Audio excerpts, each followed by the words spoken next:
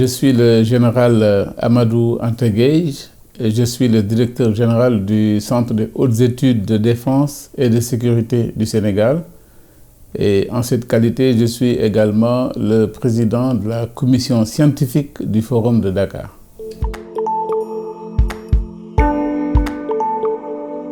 Mon bilan, je peux dire déjà que quand j'arrivais, il y a eu au Sénégal la suppression du poste de Premier ministre et le centre, vous le savez, dépendait déjà du Premier ministre. Du coup, avec la suppression de ce poste, le centre a été ramené au ministère des Forces armées du Sénégal.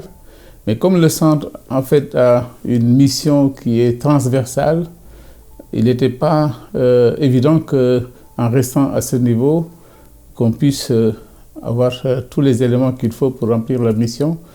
Du coup, il fallait travailler pour relever un peu l'ancrage du centre. C'est ainsi que, il n'y a pas longtemps de cela, nous avons eu un nouveau décret qui rattache le centre directement à la présidence de la République. À la suite de quoi, nous avons modifié le décret pour donner au centre un niveau assez élevé pour lui permettre de remplir sa mission. Et ce décret est actuellement soumis à la signature. Et en même temps que ce décret, nous souhaitons également relever le niveau du centre pour le mettre au niveau stratégique, avec pour ambition de travailler avec des experts et des universitaires. Voilà pour le moment ce que nous avons pu faire. Et nous avons lancé une réunion sur le Forum de Dakar. Et le 17 septembre prochain aura lieu à Dakar le lancement du Forum de Dakar, la 6e édition, dont le thème cette année est Forum paix et sécurité en Afrique, le Forum de Dakar, avec pour thème la crise du multilatéralisme, quelles solutions pour le continent africain. Le centre a pour vocation en fait, de permettre aux décideurs politiques de disposer en fait, des orientations qu'il faut afin de prendre les mesures et les décisions en fait, adéquates. C'est dans ce cadre-là que nous nous occupons surtout de renforcer les connaissances et les compétences des cadres civils et de ceux des forces de défense et de sécurité pour toutes les questions stratégiques liées à la sécurité, à la défense et à la paix. Nous avons également pour mission de faire de la recherche-action, mais également de servir de plateforme d'échange et de dialogue pour toutes les questions relatives à la sécurité et à la défense.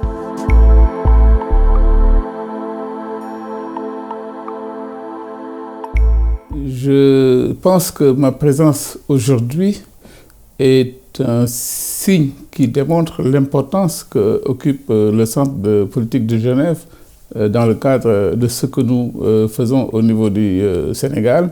Nous avons une coopération qui a démarré déjà en 2009 avec directement les forces armées et qui a été pris en relais par le Centre des hautes études à partir de 2013-2014. Et depuis, il y a eu quand même une excellente évolution. Je viens tout à l'heure de discuter avec le général Favre, avec ses collaborateurs. Et notre ambition aujourd'hui, c'est à côté du cours aux fonctionnaires de défense et des attachés de défense, de continuer ce qu'on a démarré l'année dernière avec les cours de sécurité sanitaire et en même temps d'y ajouter tout ce qui est possible pour la gestion de crise. Parce que vous savez, aujourd'hui en Afrique, nous sommes confrontés à des crises importantes. Pourquoi je dis des crises importantes? Parce que simplement, aujourd'hui, nous avons la question du multilatéralisme qui est remise en cause. Et comme je le disais tout à l'heure, c'est une question qui est importante. Aujourd'hui, nous avons des crises en Afrique. Et pendant longtemps, ces crises étaient réglées dans le cadre du multilatéralisme. Mais depuis quelque temps, ce multilatéralisme est mis en cause. Et ça a des effets néfastes sur la résolution des crises en Afrique. Le Forum de Dakar de 2019 nous donnera une bonne opportunité afin de réfléchir sur comment, en Afrique, avec cette crise du multilatéralisme, on pourra trouver des solutions aux crises actuelles.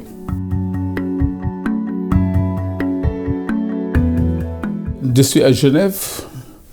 On m'a fait tout à l'heure l'historique de la ville bien avant Jésus-Christ avec Jules César, avec Napoléon, jusqu'à la rencontre entre le président Bush et le président russe, Boris, et ce qui s'est passé par la suite.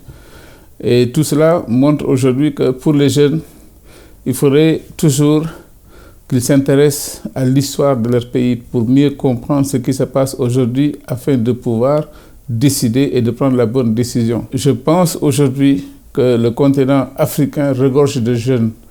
Ce qu'il faudrait, c'est peut-être donner à ces jeunes des opportunités de formation pour rester sur le continent, participer au développement du continent, étant responsables eux-mêmes de leur devenir.